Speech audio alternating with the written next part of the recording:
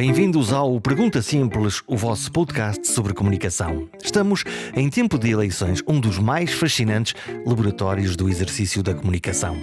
Até 18 de maio e nas semanas seguintes, até tudo estabilizar, veremos a dança de vários tipos de comunicação pública.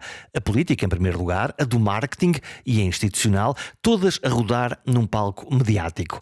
Média que ora fazem o papel de observadores, ora de criadores de agendas públicas. É neste contexto que convido Nuno Santos, jornalista e diretor do canal de notícias mais visto da televisão por cabo em Portugal, a CNN Portugal. Nuno Santos passou pela RTP, pela Rádio Pública, onde coincidimos, pela SIC e pela TVI, ora no lado das notícias, ora no lado do entretenimento. Na dupla função de diretor de informação da TVI e do canal CNN Portugal, montar uma gigantesca operação de cobertura eleitoral é sempre uma tarefa difícil, antes, durante e depois. Nesta edição, há boas pistas de como se organizam, por exemplo, os debates entre candidatos ao lugar de primeiro-ministro. Como se escolhem os temas, como se negociam as regras comuns, quais são os interesses dos jornalistas, mas também dos candidatos.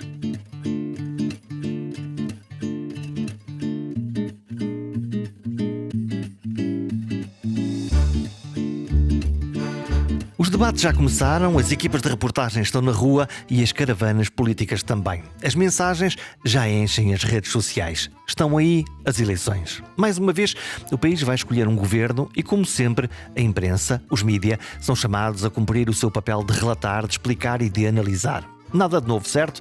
Talvez não seja bem assim desta vez, porque os tempos mudaram, porque há coisas que mudaram muito mais depressa do que as vontades do eleitorado. É a maneira como nós recebemos e consumimos informação. E é aí que as coisas se complicam, porque a verdade, aquela verdade sólida, bem fundamentada e confirmada, regra fundamental do jornalismo, tem hoje uma concorrência feroz. As redes sociais tomaram de assalto o espaço público e as opiniões, factos mal digeridos ou soundbites, teorias da conspiração, está tudo ali à distância de um gesto de dedos. O jornalista deixou de competir com o seu camarada da estação concorrente e passou a competir com o mundo inteiro. Gente que publica o que quer, quando quer, como quer, sem editores, sem filtros, sem regras. Tantas vezes sem ética, muitas outras de forma mal intencionada. O chamado jornalismo do cidadão. Será que é mesmo jornalismo ou é outra coisa? E depois há ainda o público que mais cresce nas redes e que já olha com desconfiança para o jornalismo tradicional, que é o público mais jovem. Aqueles que preferem ouvir uma notícia no TikTok em 20 segundos do que assistir a um telejornal completo. São milhões que consomem informação em pedaços soltos, fora do contexto, sem critérios claros. O sexy, o panfletário, o incendiário é a escolha do algoritmo para nos servir a toda a hora. E o que fazem os jornalistas perante isto? Tentam adaptar-se. Tentam perceber como é que se faz jornalismo relevante e apelativo num mundo que está sempre a correr para a próxima coisa. E é aqui que entram projetos como a CNN Portugal e outros meios, onde se faz informação a sério, confiável, credível e escrutinada. Todos os dias.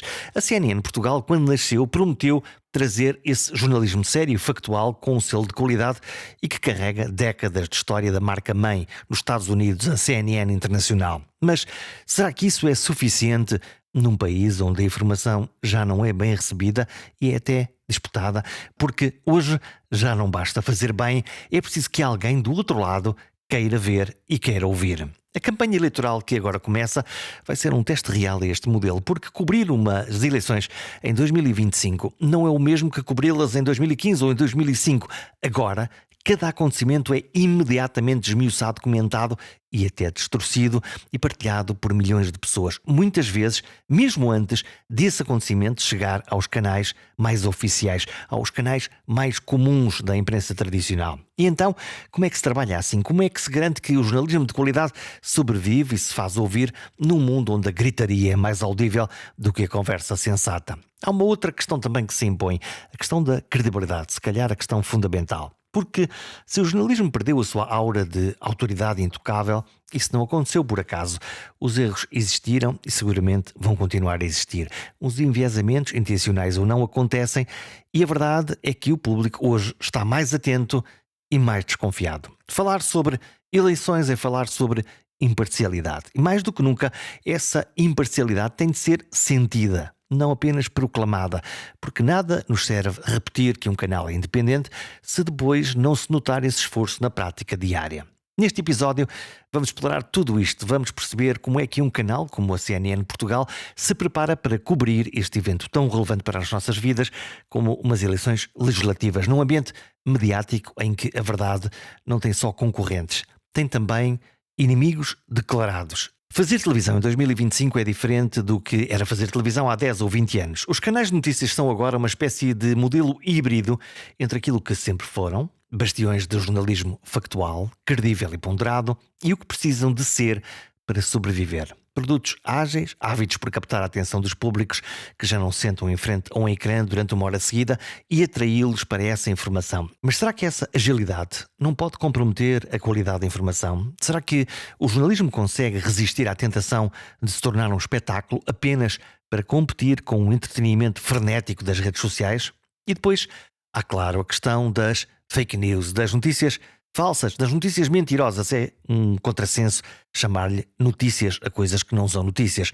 Porque se o jornalismo luta pela atenção do público, as notícias falsas, manipuladas ou mal intencionadas, lutam para o enganar. É uma guerra desigual. Uma mentira bem contada é muitas vezes mais cativante do que uma verdade complexa. E o problema é que essa mentira, quando se espalha, é quase impossível de corrigir. Mas como é que se combate a desinformação?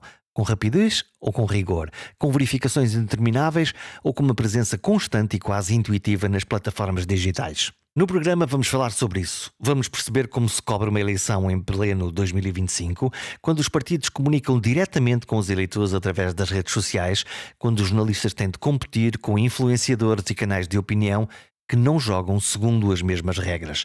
Vamos falar da responsabilidade de quem informa, sobre as escolhas difíceis que se fazem diariamente numa redação, e vamos tentar perceber se neste novo ecossistema ainda é possível fazer o bom velho jornalismo. Nuno Santos, jornalista, sempre jornalista? Posso apresentar-te assim? Sim, por exemplo, quando eu chego a um hotel e há, hoje menos, não é? Mas me entregam aquele tipo de papel para preencher uns quantos dados. Acho que a polícia quer isso. Passaporte ou cartão de cidadão, data de nascimento e tal. Profissão, jornalista. É isso.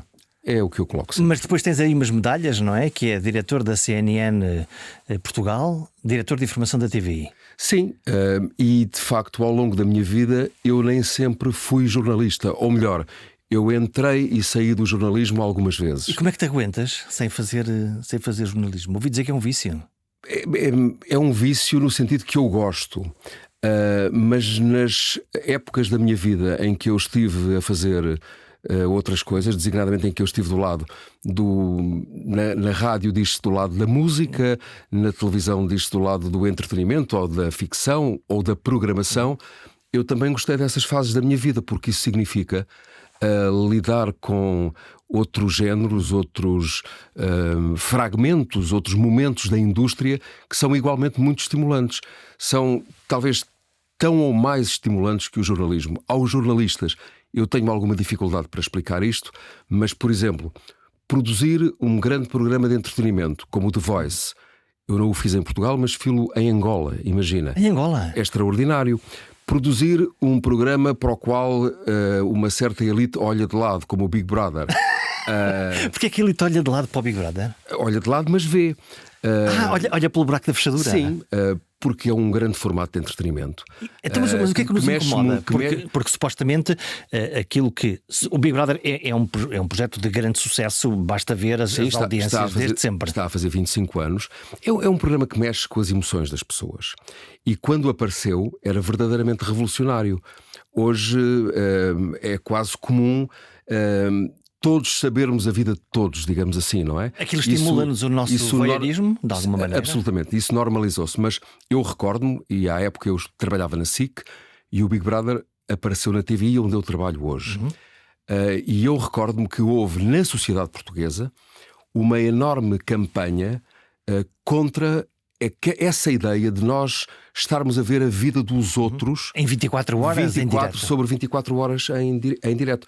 E tinham existido uns filmes antes que pareciam filmes, não é? Que não pareciam a realidade. Lembro-me de um com o Jim Carrey, que salvo erro em português se chamava A Vida em Direto. e que antecipavam um pouco aquilo que na época o John de Mol, que é um excepcional criador de formatos televisivos, desenhou e que se transformou no Big Brother. Olha, tu já passaste pela RTP, já passaste pela SIC, passaste pela TV, portanto tu cumpriste os três principais, três eu ia dizer canais, mas se calhar quero dizer plataformas, porque na realidade são plataformas de conteúdos hoje. Eu acho que hoje a expressão canais é redutora, completamente redutora. A CNN é um bom exemplo porque integrou aquilo que é televisão com aquilo que é o digital. O digital. Como é que isso se faz? Bom, eu diria, se quisesse dar uma resposta simples a uma pergunta complexa, eu diria fazendo, mas posso detalhar um pouco.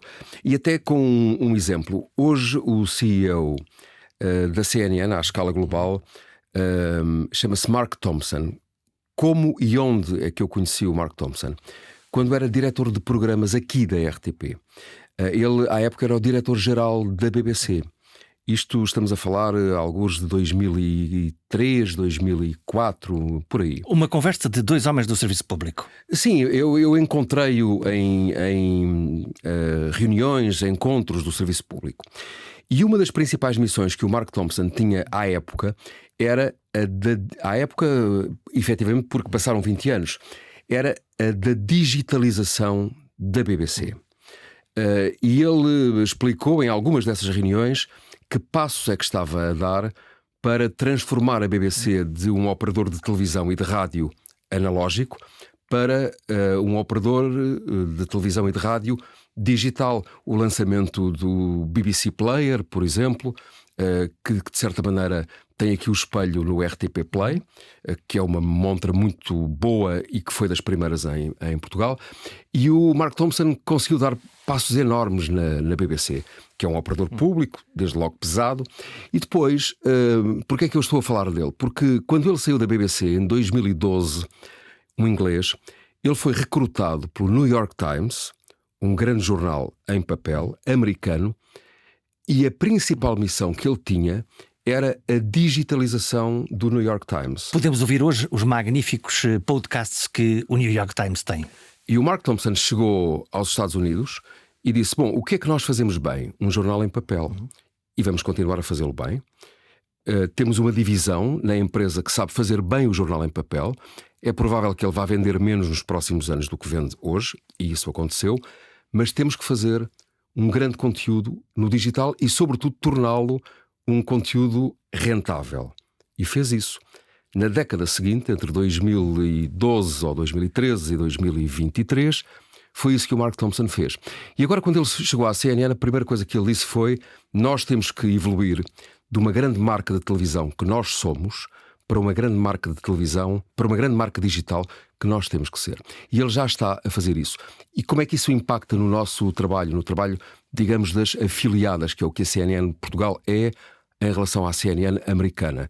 É que nós temos que pensar a produção de conteúdos, de facto, de uma, passe o termo que não é muito feliz, mas de uma forma multiplataforma. E produzes primeiro para onde? Quando tu tens uma notícia, ficas com ela no congelador à espera do Jornal da Noite, colocas na CNN às 5 da tarde, colocas no site primeiro, porque depois há essa gestão editorial que é preciso ser feita. É uma gestão editorial. Isto é, se eu tenho uma caixa que andei a trabalhar durante uns dias e que eu acho que a consigo aguentar, que é uma caixa, efetivamente. Fica-se à espera. Eu guardo-a para o jornal principal da TVI às 8 da noite. E depois disparo-a quase em simultâneo no digital e na CNN em televisão. Isso tem a ver mais com... porque lá está a audiência principal? Tem lá mais a ver com a ideia de que aquele é o produto principal do canal? Tem a ver também com essas duas circunstâncias. É um aspecto simbólico ou um aspecto real? É um aspecto real, mas carrega uma carga de simbolismo. Isto é ainda muito forte hoje, mas talvez fosse mais forte há 5 anos, garantidamente, ou há 10 anos. Mas para a maior parte do conteúdo informativo, nós colocamos-lo hoje primeiro no digital, quase ao mesmo tempo em televisão, ou às vezes ao contrário, e depois ele evolui no sentido que é trabalhado de uma forma mais quase como se fosse um trabalho de ourives, não é? Mais elaborada para o jornal do canal generalista. E algum dele nem chega lá, porque não tem esse peso, digamos assim. E depois também há o problema do espaço, não é? O espaço-tempo, no sentido em que um telejornal da noite tem ali 40 minutos, 50 minutos. Os nossos ainda por cima são muito compridos. Porquê? Porque desde que a televisão privada abriu em Portugal, e portanto nós já estamos a falar de uma realidade que tem mais de 3 décadas, a informação sempre foi utilizada como um instrumento importante nas grelhas televisivas. É uma âncora? É uma âncora. Eu poderia até dizer assim, bom, é uma âncora que faz parte da estratégia do combate das audiências. Mas se quiser ser mais benigno na análise, posso dizer assim, porque também corresponde à verdade. A informação é um género muito procurado pelos portugueses. Na Europa do Sul, em geral, ainda há um certo ritual do telejornal. Isto é, em países como Portugal, como Espanha, como Itália, muitos dos cidadãos, às 8 da noite ou às 9 da noite, no caso espanhol, ligam a TV. Ligam a TV para ver as notícias. Mesmo que as pessoas vão sabendo das coisas ao longo do dia, mas gostam desse contacto com as notícias à hora do jantar. Mas olha, digamos assim. Mas muitas pessoas, já nem sequer estou a falar das gerações mais novas e já lá vou.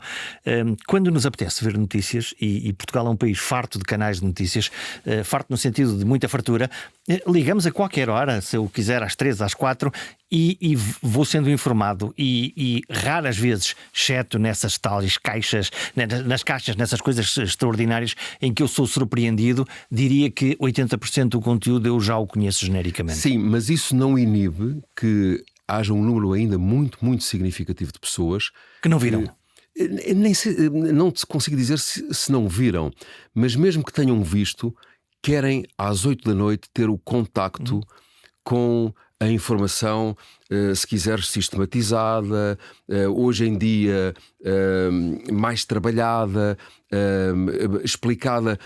Por exemplo, um dos factos relevantes dos últimos anos é que os telejornais, o da RTP talvez menos, mas os da SIC e da TVI um pouco mais, passaram, os telejornais das 8, portanto os jornais das 8, passaram a ser também espaços de talk TV, isto é, onde comentadores do perfil do Nuno Rogério ou do Marcos Mendes, que saiu há pouco, ou do Miguel Sousa Tavares, que já tinha tido essa experiência no passado, ou do Paulo Portas, nos nossos casos, não é? Estes últimos dois, têm espaços de análise que duram bastante tempo e as pessoas não desligam, antes pelo contrário, são dos momentos do jornal mais procurados. Portanto, é uma forma de atrair as pessoas e de ficar lá, dando-lhes não só notícias puras e duras, como aquelas histórias que nós vemos, as histórias da vida real, mas depois também essa interpretação do mundo. Sim, uma certa descodificação da informação ou a interpretação do mundo, para utilizar o teu termo. Explica-me lá o que é que está a acontecer.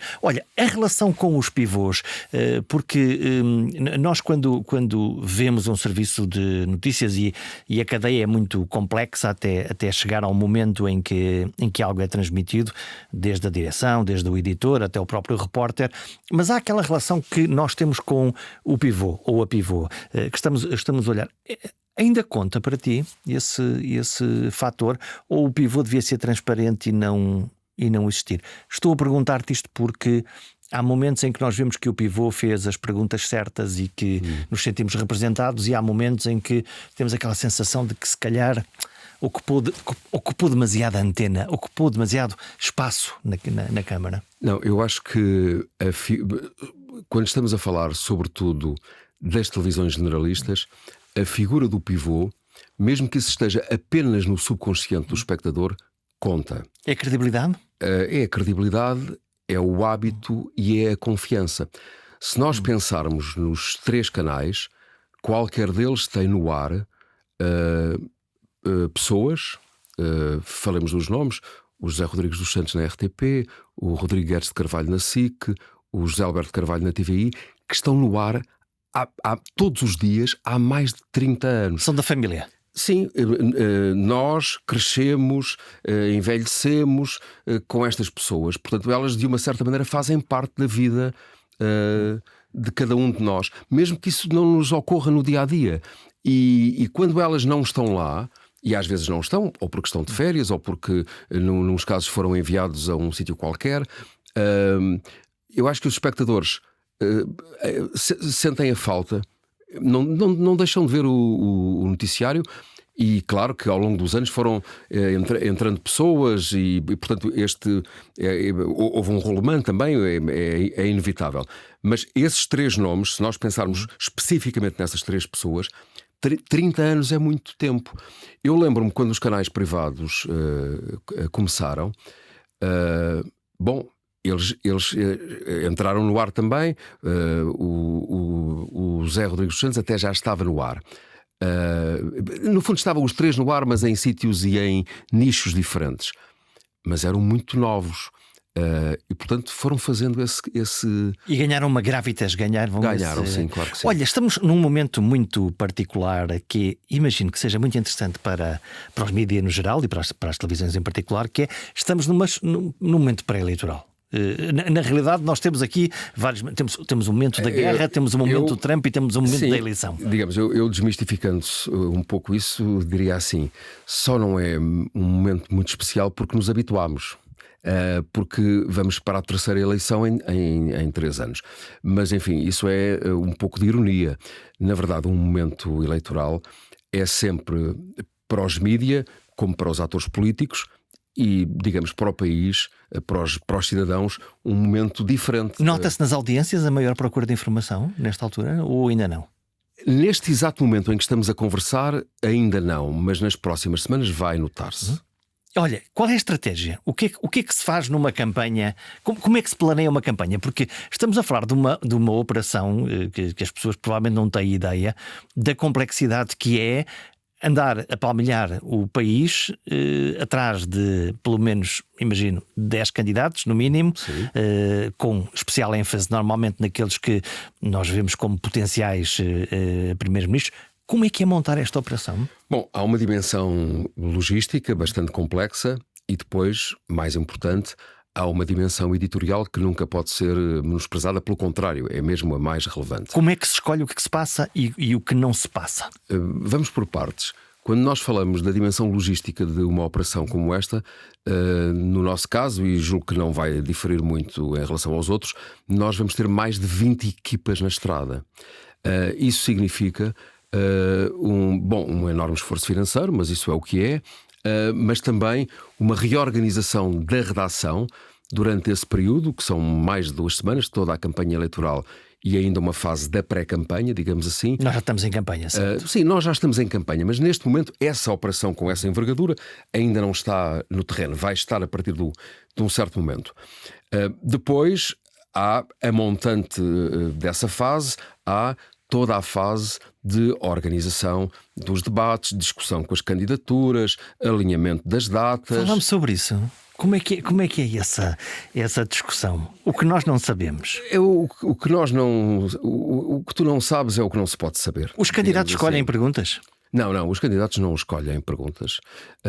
Muitas vezes o que é, digamos, pré-discutido são os temas, de modo a que... Os temas gerais. Os temas gerais. Portanto, o candidato diz: eu gosto mais, eu gostava de falar da economia, eu gostava de falar de saúde, Vamos ver. Mas se calhar não me dava jeito nenhum falar. Não, os candidatos não fazem isso. Eu acho é que os editores, as direções, têm também a responsabilidade editorial de não tornarem os debates monotemáticos, não é? Senão era um grande aborrecimento. Era um grande aborrecimento e, sobretudo, nós não estávamos a responder aos anseios dos cidadãos no sentido de esclarecer temas vários, e temos muitos na agenda. Portanto, tu escolhes, no fundo, uma primeira arquitetura dos temas que são para tocar. Sim, mas vamos lá ver. Nós, como é sabido, esta linha de debates é uma organização conjunta das 3 televisões.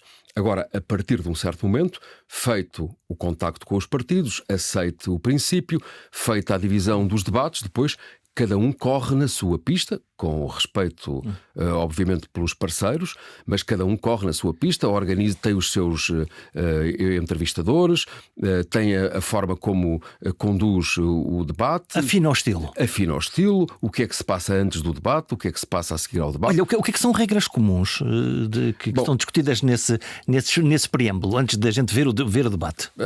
Desde logo a duração, a necessidade de equilíbrio, isto é, os tempos em que fala o candidato A e o candidato B, não pode haver uma desconformidade, e também a capacidade que nós temos que ter de gerar igualdade de oportunidades às candidaturas. Eu posso dar aqui exemplos. Nós, no planeamento que fizemos agora, isto parece óbvio, mas foi preciso salvaguardar.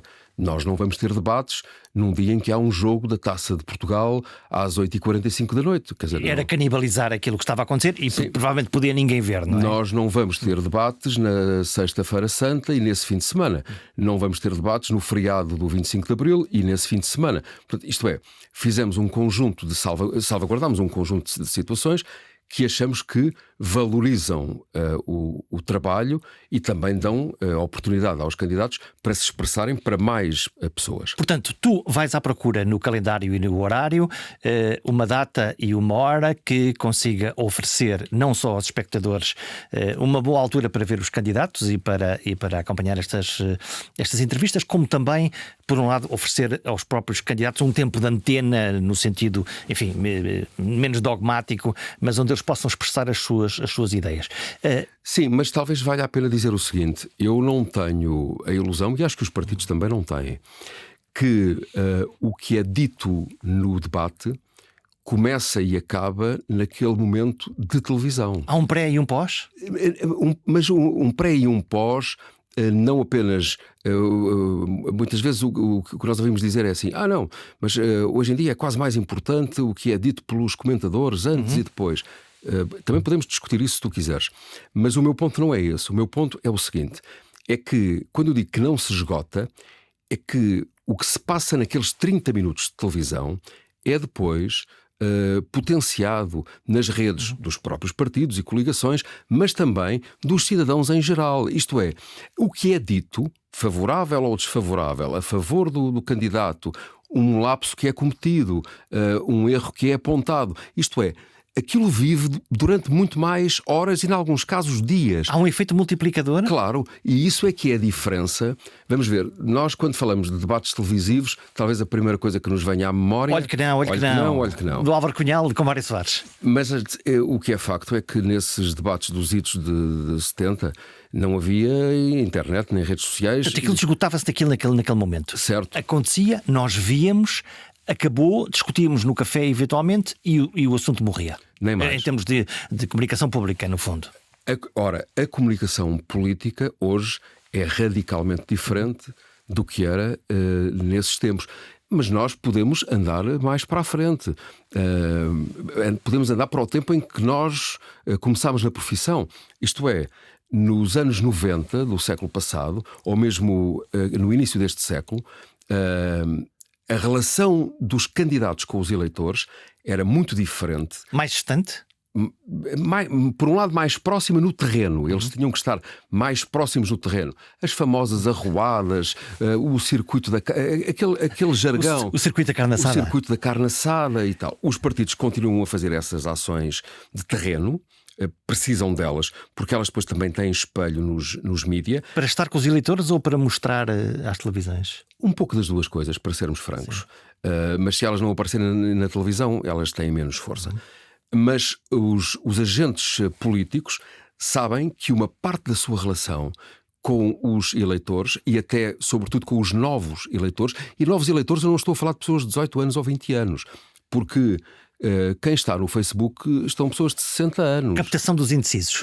Por exemplo, faz-se através de um contacto que é digital, que não é direto no sentido de cara a cara, não é? Portanto, é feito através de meios digitais. E ainda por cima, lá está, para as pessoas que estão menos dentro destas coisas, é possível hoje nós pegarmos num clipe de som desses, que pode ser uma declaração brilhante ou uma desgraça absoluta em termos de declaração, e poder fazer aquele clipe num Facebook desta vida, num Instagram desta vida, para aquele tipo de público-alvo, com esta idade e com estas características. Isso ainda é outro aspecto e cada vez mais trabalhado e cada vez mais aperfeiçoado. E ainda há outra realidade, que é, e essa sim é preocupante para todos, que é a truncagem das mensagens. A manipulação. A manipulação. E isso é algo que nos deve preocupar, porque, para sermos absolutamente francos, há momentos que nós, ou há situações que nós conseguimos descortinar e eliminar. E outras vezes não. E outras vezes não. E outras vezes nós não temos sequer. Enfim, quando nos chega, já está a rolar. Lembro-me sempre do Papa vestido com um casaco de uma marca muito cara, que ninguém questionou na fase inicial, até toda a gente começar a pensar: mas o que é que está a acontecer? As inteligências artificiais, ditas inteligências artificiais, esta capacidade de manipular as imagens, vem reforçar a necessidade do jornalismo ou vem pôr em risco a comunicação também jornalística? Eu acho que vem reforçar o papel do jornalismo, isto é... como referencial? Sim. De um certo ponto de vista, nunca o jornalismo foi tão importante. Nunca o jornalismo terá sido tão relevante. Agora, não nos iludamos. O acesso dos cidadãos a um manancial de informação e a incapacidade, em muitas ocasiões, para separar o trigo do joio é hoje um problema sério. Portanto, podemos estar todos a comer gato por lebre. Estou a pensar numa coisa que é... Há bocadinho estávamos a falar nos pivôs, que é... num tempo em que há quase uma contestação a todas as instituições, o jornalismo foi estando um bocadinho à margem disto, e hoje o jornalismo é um alvo tão direto e tão sistemático, se calhar por razões até deliberadas, para desqualificar como um político, como o Estado ou como outra coisa qualquer. O jornalismo vamos olhar para um caso concreto, e não é novo esse caso. Ganhou mais expressão pela forma absolutamente aberta como essa campanha foi feita desta vez. De que é que eu estou a falar? Na eleição de 2020, o Donald Trump esteve abertamente contra os mídias tradicionais. Eu acompanhei essa eleição nos Estados Unidos e eu cheguei em outubro a Washington, e tudo o que eu já tinha lido e tudo o que eu já tinha discutido com várias pessoas que eu conheço na América, eu talvez fosse dos poucos portugueses que achava que o Trump ia ganhar. E o Trump ganhou. Tinhas essa sensação? Tinha essa percepção. Mas porquê? Porque embora o Trump seja, e já vou ao ponto onde queria chegar, embora o Trump sempre tenha pertencido a uma certa elite, na verdade ele representa também o homem médio americano, não é? E o homem médio americano revê-se naquele lado, por um lado contestatário, por outro lado assertivo, afirmativo e nacionalista. Mas onde eu queria chegar nem era aí. Onde eu queria chegar é que o Trump, no fundo, colocou-se sempre ele de um lado e os jornalistas do outro. As duas principais entrevistas que ele deu... Como opositores. As duas principais entrevistas que ele deu foram a dois podcasters, com os quais falou durante 2 horas e tal com cada um. Portanto, saltando a mediação tradicional. Saltando a mediação tradicional. Salvo aquela relação com a Fox News que ele sempre teve muito próxima. Que é mais próxima. Mais próxima, mas saltando isso. Agora, porquê é que eu digo que isso não é novo? Porque embora de maneira diferente, ele já tinha feito isso na eleição de 2016 contra Hillary Clinton. Na altura, isso espantou mais as pessoas, porque na altura ninguém acreditou que ele pudesse ganhar.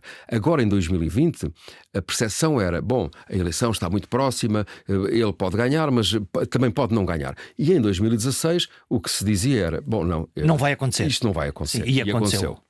E tu estavas a dizer que isso, o atacar os mídias. Desculpa, eu baralhei aqui as datas, não é 2020, é 2024. Agora sim. Sim. Porque em 2020 ele perdeu. Olha, há muita diferença entre. Tu acompanhaste essa campanha do Trump. Há muita diferença entre uma campanha norte-americana e uma campanha europeia, portuguesa? Há uma enorme diferença. Bom, desde logo, num país da dimensão dos Estados Unidos, os dois candidatos. Nessas semanas. Não se anda de carro, anda-se de avião, não é? E eles param em montes de sítios. Sim, mas o que eu vou dizer contesta um pouco isso que tu acabas de dizer, porque naquelas semanas em que eu estive sempre em Washington, porque estava a trabalhar exatamente com a CNN, mas as duas equipas que nós tínhamos no terreno, de certa maneira, fizeram a rota de um e outro candidato. E eles estiveram, ambos, a Kamala Harris e o Trump, na eleição de 24, portanto o ano passado, eles estiveram sempre nos 7 estados decisivos. Aqueles que podem ir para um lado ou para o outro, os swing states. Porquê? Porque eles sabiam que era ali que a eleição se ia decidir. E, portanto, os outros 43 estados estavam arrumados na cabeça já sabia que ganhavam um ou outro. Sim, e portanto o Trump foi uma vez a Nova Iorque, onde ele sabia que iria perder, mas ele achou que era simbólico ir, porque de certa maneira é o estado ao qual ele está ligado, e portanto foi ao Madison Square Garden e fez uma coisa de grande impacto. E julgo que ela terá ido uma vez à Califórnia, mas nem estou bem certo, acho que não, que sim. Mas na verdade eles estiveram sempre nos estados onde a eleição se ia decidir. E portanto era uma eleição num país gigante, mas fechada naqueles sítios. Até porque a eleição ali é indireta. Curiosamente, aqui em Portugal, nós conseguimos esta formidável proeza de juntar umas eleições legislativas com umas eleições autárquicas que aí vêm e com umas presidenciais que aí vêm. É non-stop quase. Não é? Em termos de mesmo de recursos e de capacidade de conseguir regenerar tudo isto, como é que tu estás a ver isto? Sim. O que pode fazer o jornalismo? O que pode fazer a tua CNN para garantir que estejamos todos bem informados? Eu acho que o jornalismo tem um papel, evidentemente, de esclarecimento dos cidadãos, de distanciamento em relação aos factos, de procurar relatá-los com a equidistância que se exige ao jornalismo, de análise, de interpretação, mas tem que ter também, nós temos que ter todos a presença de espírito suficiente para não nos deixarmos inebriar por estes tempos, porque por um lado eles vão ser muito duros do ponto de vista da exigência que nos é colocada, por outro nós também podemos ser afetados / atingidos por fenómenos como aqueles de que estávamos a falar agora, isto é... Temos uma volúpia, uma embriaguez dos factos e dos tempos, de uma aceleração?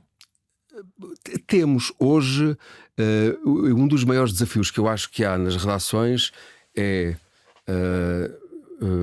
não ter, ou melhor, às vezes há a tentação de dar a notícia. E eu costumo dizer, eu prefiro às vezes não ser o primeiro a dar a notícia, mas ter a certeza que nós temos mesmo a notícia correta, com os factos todos, e que não estamos a ser os primeiros só porque sim. E como é que isso se faz num mundo tão fragmentário e tão acelerado, onde a concorrência ali ao lado já vai pôr isso no rodapé? É um trabalho permanente, é um non-stop. Pois há um frenesim, não é? Quer dizer, agora vamos lá. Então porquê é que eles deram aquilo primeiro e nós demos antes? Às vezes até recontar a mesma história para irmos à procura. É um dia atrás do outro.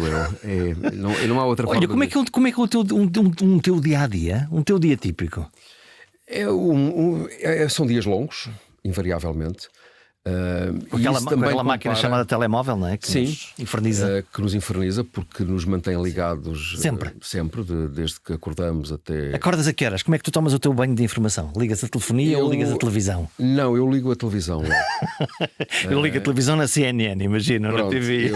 Eu ligo a televisão e divido-me durante aquele momento em que me arranjo, não é? Em que faço a barba, em que tomo banho, por aí fora, entre a CNN e a TV, e posso picar os outros. Claro, para ver o que é que elas já estão a fazer. Sim. Vais às redes sociais? Vais aos Twitters desta vida? Vais aos Facebooks? De manhã não. E tenho questões pessoais para tratar, tenho os meus filhos para levar à escola, também tenho uma vida, não é? Há coisas para fazer. Há coisas para fazer, felizmente, para lá de. Mas normalmente falo logo pela manhã, falo com os editores, procuro, pergunto se há coisas que estão a andar, se não estão, desfaço alguma dúvida que haja. Depois os meus dias invariavelmente são muito. És um chefe difícil. É perguntar a eles, acho que não, mas acho que não. Tento não ser. Quantos dias de neuro é que tu tens num mês? Há muito poucos. Muito poucos. É o calo que já ajuda. Acho que sim. E sobretudo porque eu acho que não adianta. Quando há um acontecimento mau, é virar a página e seguir em frente. Aprender e andar para a frente. Sim. Memória de peixe, no fundo. Sim. É virar a página e seguir em frente. Procurar aprender com o erro que possa ter sido cometido. E na atividade que nós temos, um erro, sobretudo se é sério, fica gravado e pode ser uma mancha, não é? Agora, nós temos que aprender com isso, mas virar a página e seguir em frente. Olha, o teu telefone toca muitas vezes com pessoas importantes a resmungar. Aquela notícia, não gosto nada daquilo, vocês não viram bem a coisa. Às vezes que tem que tocar, eu não me queixo disso. Fazes de amortecedor. Acho que faz parte da natureza das funções, não é? E também faço a minha parte do trabalho. E também não tenho problemas em dar razão às pessoas se eu acho que elas têm razão. E, sobretudo, não tenho problemas em que me liguem nem em atender o telefone. Porque isso é importante. Olha, falamos dos comentadores. Pode ser a minha impressão, mas grande parte dos canais de notícias do Cabo estão pejadas de comentadores. Isso é uma estratégia? É porque é mesmo necessário termos tantos comentadores na televisão? A CNN contribuiu bastante. Por isso é que eu te estou a perguntar, porque houve um alargamento. Com inteira franqueza. Quer do naipe, quer da qualidade. Porque depois há coisas boas que também estão a acontecer, que é, já não são só os mesmos, já aparecem novos comentadores e comentadoras que são interessantes e que dão perspectivas diferentes. Eu acho que nós contribuímos bastante para isso. Trouxemos um conjunto de pessoas novas para o espaço público, umas vindas da academia, outras vindas de outros mídia que não a televisão. A pandemia e a guerra provavelmente ajudaram? Trouxeram outros prismas? Foram dois eventos que digamos, abriram outros espaços de debate e de reflexão. E o mundo transformou-se imenso nestes. A CNN vai a caminho do 4º ano em Portugal, e nestes 4 anos o mundo mudou, está a mudar de uma forma vertiginosa. Quer dizer, nós todos os dias somos surpreendidos por alguma informação que mexe bastante nas nossas vidas. O que é que lhes pedes aos comentadores? Que tenham capacidade analítica, que nos ajudem a descodificar a informação, que tenham opinião, com certeza, mas que, sobretudo, ajudem a enquadrar aquilo que se está a passar no mundo. Porque o risco que, por vezes, nós corremos, quando há um número muito significativo de vozes na antena, ruído e algum palpite que não pode ser confundido com análise. Olha, posso olhar para dois tipos de comentadores, que são exatamente esses comentadores analistas que me ajudam a perceber o que é que está a acontecer, o que é isto das taxas, o que é que se está a passar na guerra, e os outros que são os comentadores que têm uma camisola vestida, no fundo, que são da partido A, B ou C. Sim. Depois alguns, mesmo esses que são muito interessantes e que fazem a interpretação da realidade política e têm essa capacidade, outros que são mais de combate político. Não é misturar as coisas. Vamos lá procurar responder com alguma objetividade. Eu acho que não, E porquê? Primeiro porque é claro para o espectador quem está de um lado e quem está do outro. Estes são os vermelhos, estes são os azuis, e é claro. Se quisermos pôr aí duas equipas, ou uma barricada de um lado e uma barricada do outro, quem está de um lado e quem está do outro. E a televisão adora um belo choque de ideias. Depois, porque, por exemplo, no nosso caso, os comentadores que são oriundos de partidos ou espaços políticos mais à esquerda ou mais à direita, em muitos dos casos, e isso... em algumas circunstâncias isso foi intencional, noutras aconteceu, são daquele espaço político, mas não representam exatamente a sensibilidade que no momento presente comanda o partido. São livres pensadores. São livres pensadores. E eu acho que o mais importante é que as pessoas pensem pela sua cabeça, não é? Eu posso citar um caso que no momento em que estamos a conversar está na ordem do dia.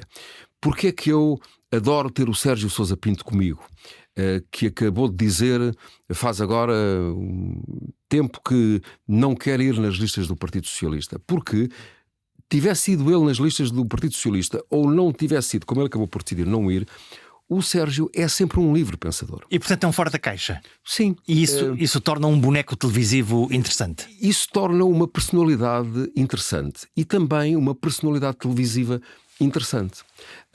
E de facto, ele, mesmo, julgo eu, para as pessoas que são do partido dele, elas nunca sabem exatamente o que é que ele pensa. E isso diverte. Quer dizer, isso a mim deixa-me até com orgulho dele estar connosco, porque qual é o valor mais importante para uma pessoa com o perfil do Sérgio Sousa Pinto? É a liberdade. É essa capacidade de debater. Olha, falamos de jornalismo, que é, estamos no tempo das inteligências artificiais, estamos no tempo dos algoritmos e estamos no tempo em que o jornalismo parece cada vez menos captar dinheiro para fazer aquilo que precisa de fazer. Parece um contrassenso, cada vez fazemos mais, cada vez o jornalismo é mais necessário. E, todavia, cada vez a indústria dos mídia parece com mais dificuldades. Sim. Se a pergunta a seguir fosse se eu tenho alguma receita, a resposta seria não. Eu tenho a preocupação que as pessoas que estão na indústria e que têm responsabilidades têm, porque eu estou na zona da pirâmide onde sou mais atingido. Não da mesma forma que quem está na base da pirâmide, bem entendido, mas onde a procura de soluções é permanente para contrariar o ar dos tempos. Efetivamente, nunca se produziu tanto. A demanda nunca foi tão grande, isto é, nunca se procurou tanto. A qualidade também? A qualidade também, isso é mais discutível, mas eu acho que não há um problema de qualidade. E isso é válido para o jornalismo, mas também é válido para o entretenimento, a dramaturgia, os documentários, isto é, para aquilo a que nós podemos chamar a indústria audiovisual. Não é? Esse chapéu grande que pode também incluir o jornalismo, embora o jornalismo seja uma disciplina um pouco distinta de tudo o resto. E todavia o financiamento fugiu todo para as redes sociais e plataformas. E para as plataformas e para as grandes empresas tecnológicas. Portanto, o meio comeu o conteúdo. E vai ser necessário encontrar... e aí eu não sou nada dado à intervenção do Estado, à intervenção política, digamos assim. E não sei se vamos a tempo, mas talvez seja o momento de facto, até no caso da Europa, isso pode ser feito, deve ser feito ao nível da Comissão Europeia. Talvez seja o tempo de nós termos uma intervenção centralizada do poder político para mudar um pouco as regras do jogo. Portanto, elas são muito desiguais. Ir buscar dinheiro gerado pelas plataformas para redistribuir para quem faz os conteúdos, como por exemplo o cinema é um bom exemplo, onde há uma contribuição direta para... Sim, aqui há umas semanas o principal acionista da Média Capital e presidente do Conselho de Administração o Mário Ferreira, disse numa cimeira no Porto, promovida pelo jornal Eco, sobre os mídias, justamente, que, por exemplo, no caso português, as plataformas tecnológicas portuguesas, não é? Neste caso, ele falava da NOS e da Altice, da Mel, que é a marca, ficam com uma parte significativa do bolo, e os produtores de conteúdos, e portanto falava da TVI em concreto, e da SIC, e também da RTP, presumo, isto é, tem uma parte muito pequena desse bolo. Isso é factual. A redistribuição, no fundo, do dinheiro gerado. Certo. Portanto, ou seja, ele não emitiu uma opinião. Sim. Isso está... É olhar para os números. E, portanto, há que o fazer. Como é que tu vês o futuro do jornalismo? Eu vejo com expectativa, com esperança e com confiança. A expectativa no sentido de procurar antecipar como é que nós vamos estar num horizonte de 3, 5 anos. Como é que a inteligência artificial se vai instalar nas redações. E vai. Como é que pode ser um instrumento favorável à produção do jornalismo e quais são as barreiras que nós lhe devemos colocar. As fronteiras técnicas e éticas, não é? Certo. Acho que isso levanta um conjunto de questões para as quais nós não estaremos ainda preparados para responder, mas também porque elas ainda não chegaram. Há trabalho feito, trabalho interno de cada redação, mas vai ser preciso talvez um movimento. As redações estão a experimentar produtos e plataformas? E estão a discutir o tema, no nosso caso. O que é que a gente faz com isto? Certo. Mas nós temos que ser rápidos nesse trabalho, porque a tecnologia está a avançar muito, muito, muito depressa. Esse é o lado da expectativa, digamos assim. Depois, quando eu digo vejo com esperança e com confiança, porque, como falávamos aqui num outro momento da nossa conversa, eu acho que a mediação jornalística é muito necessária, dado o ruído que está instalado e que não vai baixar. E vejo com confiança também, porque eu continuo a encontrar, por exemplo, ao longo destes 3 anos em que eu tenho responsabilidades na redação da TVI, eu perdi vários jornalistas séniores que, por razões várias, foram fazer outras coisas, e vi entrar uma série de pessoas novas. O viveiro funciona. E nessas pessoas novas encontrei muitas pessoas talentosas que desmontam um pouco aquela ideia que é os miúdos hoje não se interessam por nada. Não me parece, acho que é exatamente o contrário. E portanto, ou seja, isso faz-me pensar o seguinte, que é tal como eu, quando cheguei a uma redação, acreditava que queria chegar a algum lado e mudar o mundo, e que podia chegar a algum lado. O que é que tu lhes ensinas a estes miúdos novos que acabaram de chegar à redação? Bom, ensino-lhes desde logo que eles têm que trabalhar, ser perseverantes, não baixarem os braços, e têm que aprender, procurar e serem curiosos. Ensina-se a curiosidade ou tem que vir no pacote? A curiosidade estimula-se. Acho que não se ensina da mesma forma como se ensina a gramática, talvez, não é? Ou a escrever uma abertura de uma notícia. Sim, ou como é que se faz um lead. Mas pode estimular essa curiosidade. Mas deve ser estimulada essa curiosidade. Olha, o que é uma grande história? O que é uma grande notícia? É difícil responder. É uma notícia que toca a vida das pessoas. As notícias mais relevantes são aquelas que tocam a vida das pessoas. Também há notícias muito importantes que são sobre alguém ou sobre uma determinada situação, mas uma grande notícia é aquela que toca diretamente a vida das pessoas. Que nos toca ao coração, que nos toca à carteira, que nos faz pensar que alguma coisa vai acontecer. Deixo ao teu critério. E nessas alturas, quando há essa notícia que tu percebes que vai tocar a vida das pessoas, mais seca, mais interpretativa, há um tom e um estilo, ou como como uma boa comida, quanto menos lhe tocares, menos estraga. Não, acho que aí também nós temos que procurar ser rigorosos, factuais, mas devemos ter uma marca. Porque os espectadores, quando procuram a plataforma A ou a plataforma B ou a plataforma C, Quem é a diferença? querem cruzar-se, querem encontrar uma identidade.